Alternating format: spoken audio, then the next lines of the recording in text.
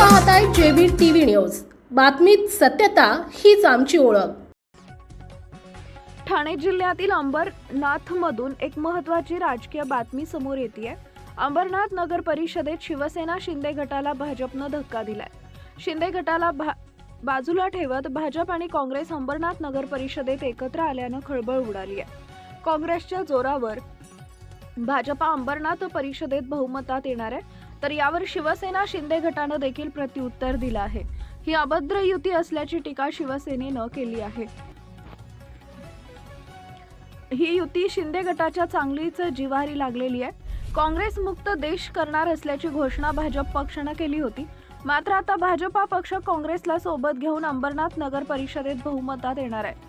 भाजपच्या तेजश्री करंजुले या नगराध्यक्ष म्हणून विजयी झाल्यात। असं असताना भाजपचे 16, काँग्रेसचे 12 आणि राष्ट्रवादी अजित पवार गटाचे 4 अशा एकूण 32 नगरसेवकांची मोट बांधून भाजपला बहुमत मिळवणार आहे।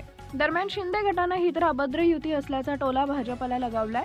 ही युती शिवसेना शिंदे गटाच्या जिवारी लागली आहे। एकीकडे काँग्रेस मुक्त भारत करणाऱ्या भाजपानं काँग्रेसची हातमिळवणी करत शिवसेनेचा घात केल्याचं शिवसेना शिंदे गटाचे आमदार बालाजी किनीकर यांनी म्हटलं आहे।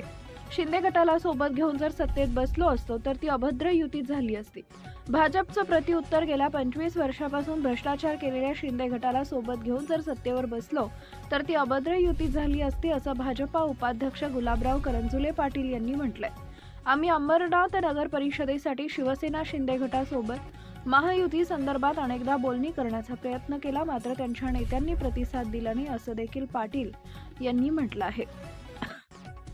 शिवसेना शिंदे गटानं 23 जागांवर विजय मिळवून सत्तेपासून दूर। अंबरनाथ नगर परिषदेवर भाजपानं झेंडा फडकवला होता। या ठिकाणी भाजपचे प्रदेशाध्यक्ष रवींद्र चव्हाण आणि शिवसेना शिंदे गटाचे खासदार श्रीकांत शिंदे यांची प्रतिष्ठा पणाला लागली होती। या ठिकाणी शिवसेना शिंदे गटाकडून मनीषा वाळेकर आणि भाजपकडून तेजश्री करंजुले यांची मध्ये नगराध्यक्ष पदासाठी चुरशीची लढत झाली। या निवडणुकीत भाजपच्या तेजश्री करंजुले या विजयी झाल्या होत्या। या निवडणुकीमध्ये नगराध्यक्ष भाजपचा झाला असला तरी देखील या ठिकाणी सर्वाधिक नगरसेवक पदाचे उमेदवार शिवसेनेचे विजयी झाले आहेत। नगराध्यक्ष पद आणि नगरसेवकांच्या 59 जागांसाठी या ठिकाणी निवडणूक पार पडली होती।